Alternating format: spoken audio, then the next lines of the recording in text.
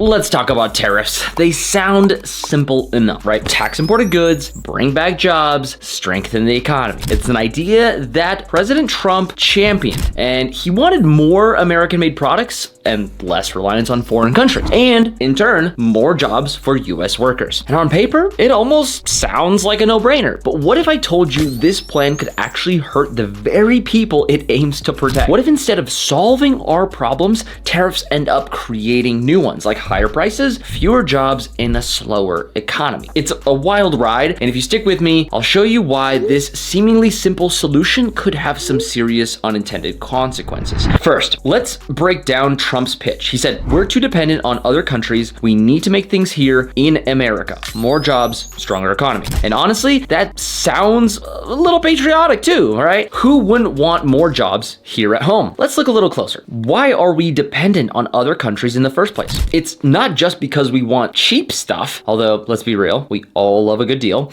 It's because other countries, places like China, Vietnam, and Mexico have systems built in to produce goods efficiently and cheaply. They've got the infrastructure, the supply chain, and yes, the lower wages to keep costs down. So even if we tried to bring all of those jobs back, or even some of those jobs back, we'd likely hit a wall.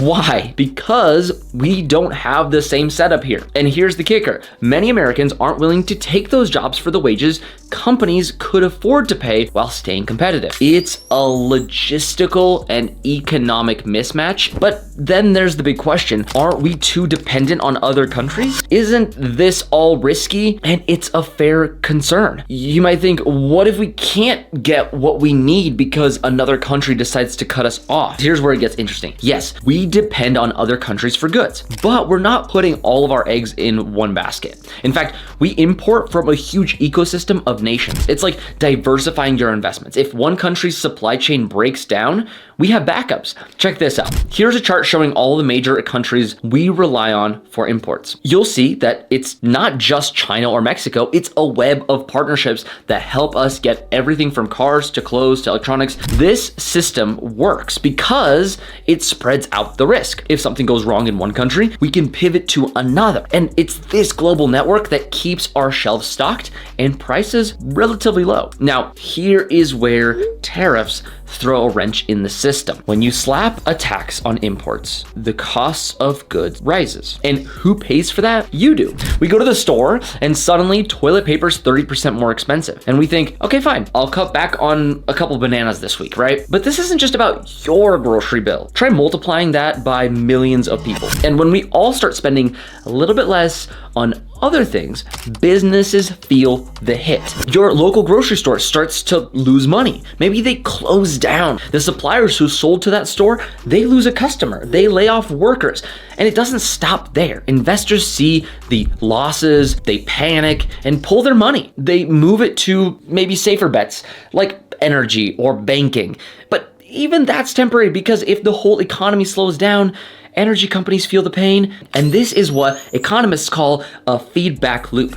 It starts small with a price hike here, a business closure there, but eventually it ripples through the entire economy. And once that loop starts, it's really hard to stop it. Now, let's zoom out and look at what happened during Trump's trade war with China. Between 2018 and 2020, the US imposed tariffs on hundreds of billions of dollars of Chinese goods, with the goal being to protect American jobs and reduce the trade deficit. Here's what actually went down. First, US businesses paid an extra $57 billion in tariffs. Farmers, especially soybean producers, were crushed as China retaliated by cutting imports from the US. And third, the government ended up spending $28 billion in subsidies to bail out those farmers. So let that sink in. The tariffs were supposed to help American workers and businesses, but instead they hurt key industries like farming and manufacturing. And the cherry on top, the manufacturing jobs that we were supposed to get didn't flood back to the US. Companies just shifted production to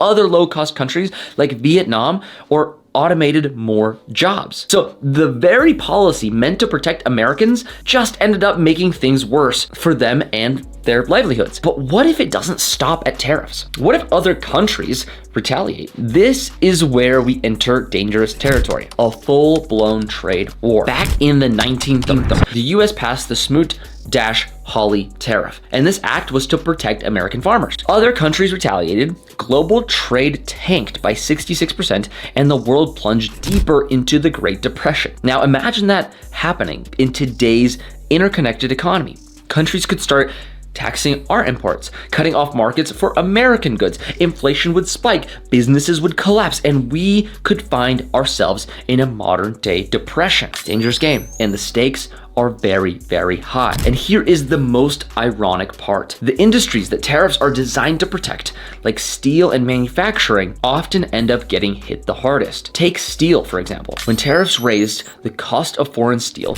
US companies had to pay more.